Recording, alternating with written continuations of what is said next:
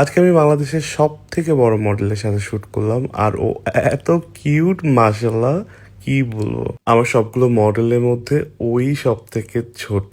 আর আজকে ছিল কিডো স্টারের ফটোশুট। আমার মডেলটা কিন্তু আজকে সবগুলা হচ্ছে কিডস। আমি কিন্তু একটু ভয় পাচ্ছিলাম বাচ্চাদের সাথে ফটোশুট করতে, কারণ আমি এর আগে কখনোই বাচ্চাদের নিয়ে এরকম ফটোশুট করি নাই।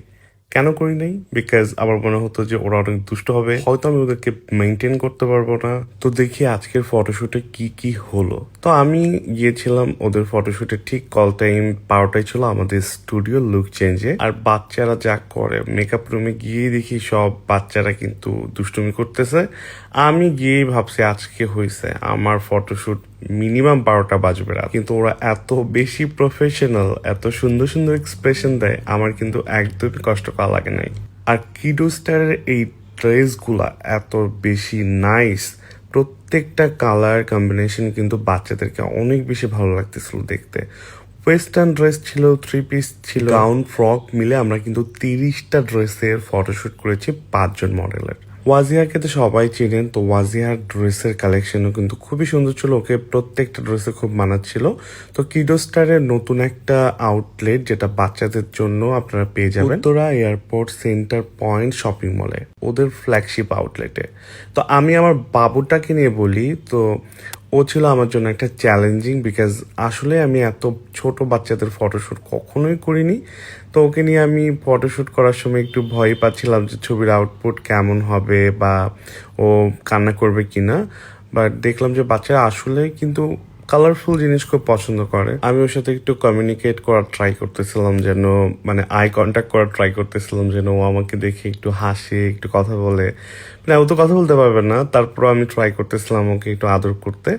তো দেখলাম যে খুব অ্যাক্টিভ হয়ে গেছে। তারপর ওর সাথে আমরা ফটোশ্যুট করলাম।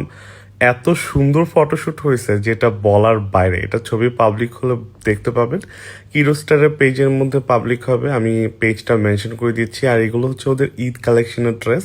তো এই যে বাচ্চাদের দুষ্টুমি শুরু হয়ে গেছে, কেউ ঝিমাচ্ছে, একটু ঘুম পাচ্ছে, আবার কেউ শুটই করতে যাচ্ছে না, ইচ্ছাই নাই। তারপরেও কিন্তু আমরা মাত্র 3 থেকে 4 ঘন্টার মধ্যে 30টা ড্রেস ফটোশ্যুটের জন্য রেডি করে আমরা কমপ্লিট করেছি।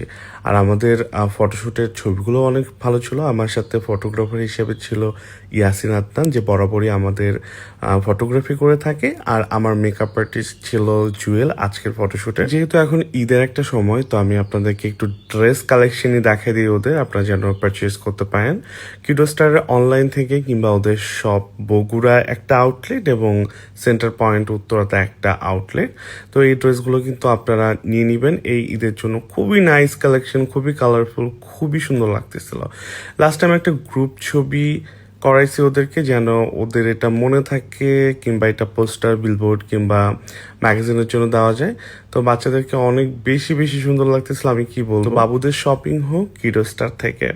আর আমি চলে গিয়েছিলাম শুটের পর আমার লুক চেঞ্জ সালুনে। এখানে তানজিন তৃষা আপু এসেছিলেন, আপনারা অনেকে জানেন। আমাদের লুক চেঞ্জের এখন 20টা ব্রাঞ্চ, ঢাকা, চট্টগ্রাম, সিলেট। নতুন ব্রাঞ্চ কিন্তু নারায়ণগঞ্জ, মোহাম্মদপুর, বাড্ডা, ফেনী, পুরান ঢাকার ওয়ারি, ধানমন্ডি, উত্তরা, মিরপুর, খিলগাঁও। আমার নিজেরই নাম মনে থাকে না এতগুলা। টঙ্গীতেও আছে, দোহারেও আছে, সব জায়গায় পেয়ে যাবেন। তো এই ঈদে অবশ্যই লুক চেঞ্জে আসবে। ছেলেদের জন্য বেস্ট সালুন লুক চেঞ্জ লাইফস্টাইল।